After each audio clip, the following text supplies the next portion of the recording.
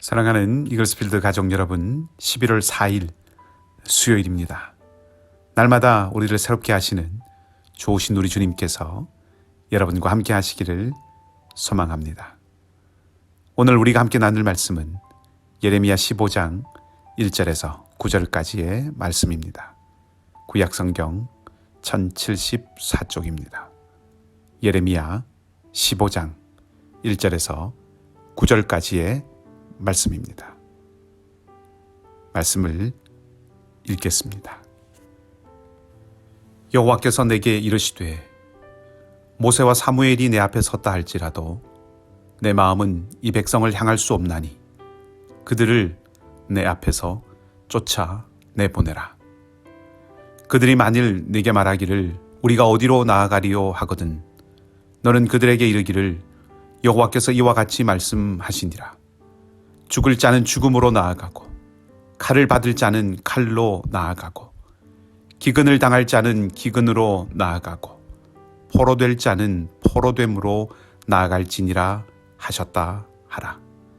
여호와의 말씀이니라. 내가 그들을 네 가지로 벌하리니 곧 죽이는 칼과 찢는 개와 삼켜 멸하는 공중의 새와 땅의 짐승으로 할 것이며 유다 왕 히스기야의 아들 므낫세가 예루살렘에 행한 것으로 말미암아 내가 그들을 세계 여러 민족 가운데에 흩으리라. 예루살렘아, 너를 불쌍히 여길 자 누구며 너를 위해 울 자 누구며 돌이켜 내 평안을 물을 자 누구냐. 여호와께서 이르시되 네가 나를 버렸고 내게서 물러갔으므로 내게로 내 손을 펴서 너를 멸하였노니 이는 내가 뜻을 돌이키기에 지쳤음이로다. 내가 그들을 그 땅의 여러 성문에서 키로 까불러 그 자식을 끊어서 내 백성을 멸하였나니 이는 그들이 자기들의 길에서 돌이키지 아니하였음이라. 그들의 과부가 내 앞에 바다 모래보다 더 많아졌느니라. 내가 대낮에 파멸시킬 자를 그들에게로 데려다가 그들과 청년들의 어미를 쳐서 놀람과 두려움을 그들에게 갑자기 닥치게 하였으며 일곱을 낳은 여인에게는 쇠약하여 기절하게 하며 아직도 대낮에 그의 해가 떨어져서 그에게 수치와 근심을 당하게 하였느니라. 그 남은 자는 그들의 대적의 칼에 붙이리라. 여호와의 말씀이니라. 아멘. 사람이 만나면 헤어지는 것이 당연한 이치이지만 그 만남과 헤어짐이 행복과 추억을 가진 그런 만남과 헤어짐이 있을 수도 있고 또 그 반대로 아픔과 상처만 남기는 만남과 헤어짐이 될 수도 있지요. 헤어지되 아픔과 상처가 가득한 헤어짐은 참 불행일 것입니다. 그런 면에서 결별이라는 말처럼 안타깝고 불편하며 마음이 좋지 않은 말도 많지 않을 것 같다는 생각을 해봅니다. 하나님께서 예레미야에게 이렇게 말씀하셨습니다. 만약 모세와 사무엘이 내 앞에 서 있다 할지라도 내 마음은 이 백성을 향할 수 없다. 이미 예레미야에게도 중보기도를 하나님께서 금지시키셨지만 모세와 사무엘은 민족의 운명을 두고 하나님께 중보하고 기도하여서 하나님께서 그 마음을 돌이키셨던 그런 일이 있었던 사람들인데 이 대표적인 중보자들조차도 하나님의 마음을 돌이킬 수 없다는 것이 지금 현실이라는 것이죠. 어떤 경우에도 하나님의 심판의 결정이 취소될 수 없음을 분명하게 선언하는 표현입니다.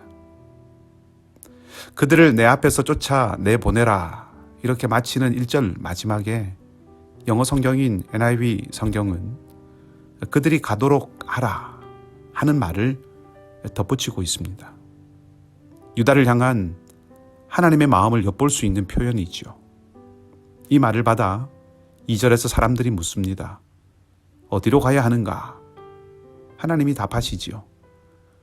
죽을 자는 죽음으로 나아가고 칼을 받을 자는 칼로 나아가고 기근을 당할 자는 기근으로 나아가고 포로될 자는 포로됨으로 나갈지니라. 어디로 가든지 죽거나 포로가 되거나 할 것이라는 아주 냉소적이고 냉정한 말씀입니다. 유대인들에게 임할 징벌이 얼마나 비극적인지 3절을 보면 칼에 쓰러진 시체를 개들이 끌고 다니고 공중의 새와 짐승들이 먹이로 삼습니다. 그러니까 무덤조차 허락되지 않는 것을 이렇게 표현하는 것이죠. 게다가 4절은 이방의 모든 민족들이 놀라서 공포에 사로잡히게 됩니다. 세계 여러 민족 가운데 흔든다는 표현이 여러분 성경 아래에 조그만 글씨로 되어 있는 각주에 보면 세계 열방에게 두려움이 되게 하리라 하고 되어 있습니다. 하나님께서 자기 백성을 버리시고 심판하신다는 그 사실이 열방에 두려움을 주는 사건이 된다는 것이죠.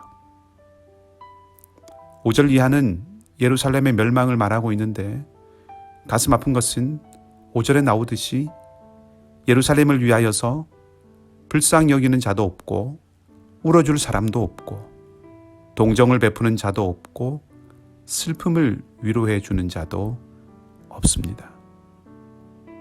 한때 동맹이었던 나라나 민족들이 모두 등을 돌렸습니다.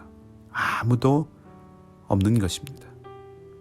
6절 말미에는 내가 뜻을 돌이키기에 지쳤다 라고 하십니다. 피곤하지 않으시고 주무시지도 졸지도 않으신다는 그 하나님, 지치는 것과는 전혀 상관없는 그 하나님께서 내가 뜻을 돌이키기에 지쳤다 라고 하십니다. 하나님의 인내에 한계가 왔다는 것이죠. 엄밀히 말하면 하나님께 어떤 한계가 있다는 것은 말이 안 되는 것입니다. 그렇다면 하나님께서 뜻을 돌이키기에 지쳤다고 하신 이 말씀의 속뜻은 하나님이 지쳤다라고 하는 것이라기보다는 유다 백성들의 악덕이, 유다 백성들의 완악함이 그만큼 심각하고 또 심각하다는 뜻이겠지요. 이 완악함이 예루살렘의 본성이 되었기 때문에 하나님은 유다와 예루살렘을 심판하실 마음을 돌이키실 수가 없는 것입니다.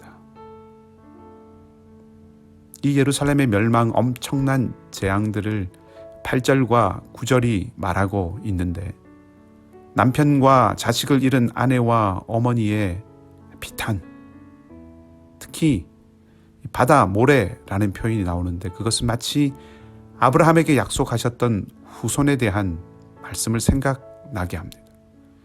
그렇게 바다같이, 바다의 모래같이 많은 후손들에게 대한 약속이 이제는 더 이상 유효하지 않는 것이죠.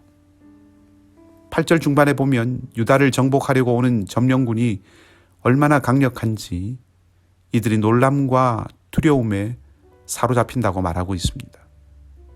나아가서 9절 첫 부분에는 아들이 7이나 있던 그 어머니가 하루아침에 아들 7을 다 잃었다는 소식을 듣고 정신을 잃어버리는 모습을 묘사하고 있습니다. 그것을 마치 낮에 해가 떨어지는 것 같이 상상조차 할 수 없었던 일이 일어나고 있다고 표현합니다.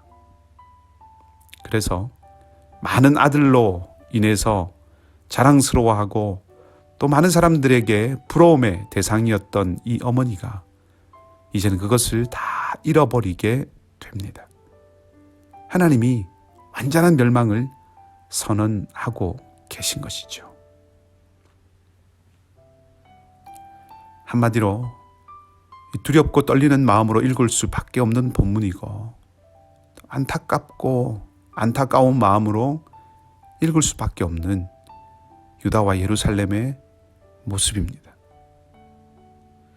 하나님께서 우리를 향하여 지치시지는 않으실까? 가장 먼저 떠오르는 생각이었습니다. 우리를 향한 하나님의 긍휼이 마르지는 않을까? 이 예레미야의 시대와 우리 시대의 영적인 형편과 상황이 다르다고 말하고 싶지만, 냉철하게 우리 자신을 바라보아야 하는, 돌아보아야 하는 그런 말씀임에 틀림없다는 사실을 부인할 수는 없을 것 같습니다. 하나님마저 지치게 만드는 삶이라면 얼마나 비참한 삶이 되는 것입니까? 정말 우리가 그러지 않기를 바랄 뿐입니다. 하나님의 연민이 떠난 삶의 비극은 생각만 해도 끔찍합니다. 하나님의 인애가 없는 삶은 상상만 해도 두려운 삶이죠. 그러면서 진정 우리가 하나님 앞에서 진리의 말씀에 이끌리며 살아야 하는 삶임을 다시 한번 확인하고 그런 삶을 살아갈 것을 결단하지 않을 수 없습니다. 이미 앞에서 묵상했던 예레미야 7장 말씀은 이렇게 기록되어 있습니다. 너희는 내가 명령한 모든 길로 걸어가라. 그리하면 복을 받으리라. 더 많은 시간이 가기 전에, 기회가 떠나가기 전에 자기의 길에서 돌이켜 하나님이 명하신 길로 우리도 가야 할 것입니다. 그 삶은 7절이 말하는 자기의 길에서 돌이키는 것입니다. 자기의 길은 하나님과 대조되는 길이죠. 욕심에 이끌리고 정욕에 이끌리는 길이 자기의 길입니다. 그 마음을 따르는 외적인 표지가 하나님을 듣지 않고 우상을 숭배하는 것이죠. 오직 자기의 유익만을 위해서 살아가는 것입니다. 주변을 돌아보지 못하고 생각해 주지 못하고 헤아려 주지 못하는 삶입니다. 그 길에서 돌이킨다고 하는 것은 결국 주변을 돌아보는 삶이지요. 하나님을 섬긴다고 하는 것은 그러한 삶, 주변을 돌아보는 삶과 결코 뗄래야 뗄 수 없는 것입니다. 주님께서도 하나님을 사랑하는 것과 이웃을 사랑하는 것을 연결하여서 말씀하셨습니다. 그리고 예레미야가 지적하는 바도 이것입니다. 오늘 하나님께서 은혜의 기회로 새 날을 주셨습니다. 바라기는 하나님을 지치게 하는 삶이 아니라 하나님을 춤추게 하는 삶, 나만이 아닌 주변을 돌아볼 수 있는 삶이 되기를 바라고, 유다를 향한 뼈아픈 이 말씀이 오늘 우리를 깨우치는 말씀이 되어 우리로 하여금 살아나게 하는 생명의 말씀이 되기를 주님의 이름으로 축복합니다. 함께 기도하겠습니다.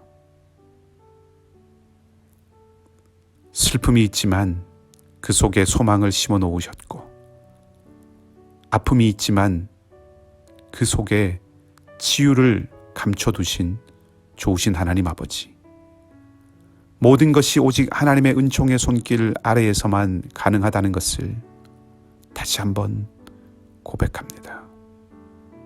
새 하루를 허락하신 하나님,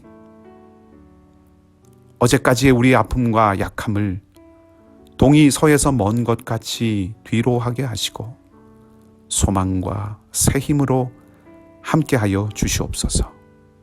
우리는 부족하여 모자람 투성이오니 주님의 온전하심을 늘 바라보게 해주시고 우리는 지치고 상하기 쉬우니 주님의 한결같으심을 늘 의지하게 하시며 우리는 넘어지고 고개 떨구기 쉬우니 주님의 함께 하심을 항상 기억하며 살아가게 하여 주시옵소서.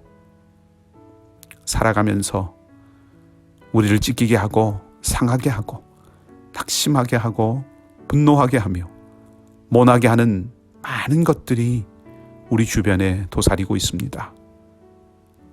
피하고만 살 수 없어 때로는 그것들에 우리의 마음이 할퀴어져서 우리의 본심과 달리 미움과 다툼과 판단과 분을 표출할 때도 있습니다. 지나치지 않게 하시고 그 가운데서도 우리를 진리의 빛 아래 가져다 그 빛으로 우리 자신을 살필 수 있는 지혜를 주님 허락하여 주시옵소서. 주님이 우리 가운데 공동체를 두신 것은 하늘의 기쁨과 어울림과 즐거움과 함께함을 배우고 익히며 누리게 하심임을 믿습니다. 위로와 소망의 성령님, 우리 안에 운행하여 주셔서 평안에 매는 줄로 하나됨을 허락해 주시고 주님의 가신 길을 온전히 따를 수 있는 저희가 되게 하여 주시옵소서. 병상에 계신 분들과 삶의 질고를 지고 신음하며 아파하는 모든 자리에 주님의 위로와 소망, 평안과 어루만지심이 함께 하시기를 바라며 우리 주님 예수 그리스도 이름으로 기도하옵나이다. 아멘. 각자 기도하시고 믿음으로 승리하는 귀한 삶이 되시기를 주님의 이름으로 축복합니다.